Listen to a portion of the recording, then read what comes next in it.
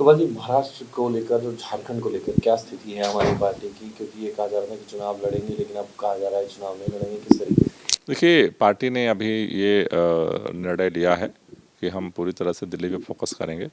लेकिन जो अभी महाराष्ट्र और झारखंड का चुनाव हो रहा है, वहाँ महाराष्ट्र में एक सीट पर चुनाव लड़ने का भी इंडिया गठबंधन की तरफ से प्रस्ताव था।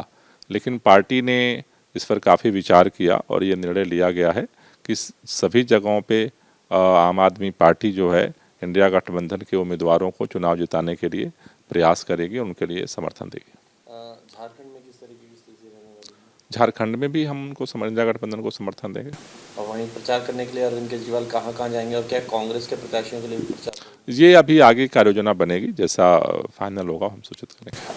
गोपाल जी, प्रदूषण को लेकर स्थिति जिस तरीके की बन रही है, उसको आप किस तरीके से देखते हैं? क्योंकि 3 दिन की राहत थी, हवा चल रही थी, अब फिर जो आंकड़ा है वो पार पहुंच गया है 350। देखिए, अभी जो पर्यावरण वैज्ञानिकों का जो अनुमान है कि जो आगामी 15 दिन हैं वो काफ़ी प्रदूषण के लिहाज से क्रूशियल हैं।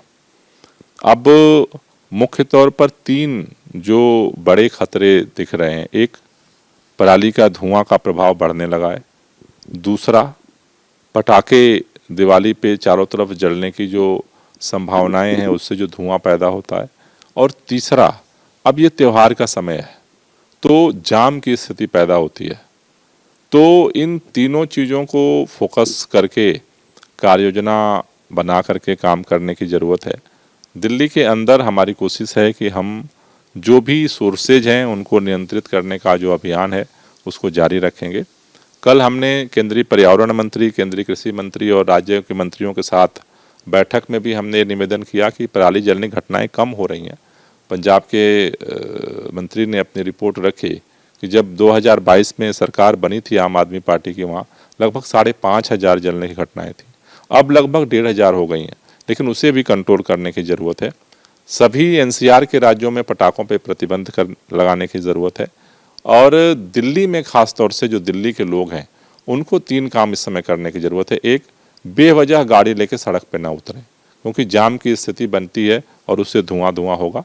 दूसरा, रेड लाइट पे इंजन ज़रूर बंद कर दें। और तीसरा, अगर कहीं भी किसी मोहल्ले में छोटी मोटी भी आग दिखती है तो उसे ग्रीन दिल्ली ऐप पर ज़रूर हमें सूचित करें, जिससे कि उसको भी कंट्रोल किया जा सके। तो हमारी नज़र रहेगी और जो संभव है 24/7 हम प्रदूषण को नियंत्रित करने के लिए काम करें। कृत्रिम बारिश की स्थिति को लेकर क्या अभी हालात हैं? क्या बात बनी? क्योंकि बैठक तो हो गई। कल बैठक जो हुई थी वो तो पराली को लेकर के हुई थी। लेकिन कल चूँकि बैठक में केंद्रीय पर्यावरण मंत्री जी भी थे, केंद्रीय कृषि मंत्री जी भी थे, उनके समक्ष हमने अपनी बात रखी थी। और केंद्रीय कृषि मंत्री जी ने कहा कि इस पर सकारात्मक विचार करेंगे। तो मुझे उम्मीद है कि केंद्र सरकार आपस में चर्चा करके परमिशन देने का काम करेगी, तो इस बार हम उसे जमीन पे उतार पाएंगे। न्यूज नेशन अब व्हाट्सएप पर खबरों की ताजा अपडेट के लिए न्यूज नेशन के इस क्यूआर कोड को स्कैन करें।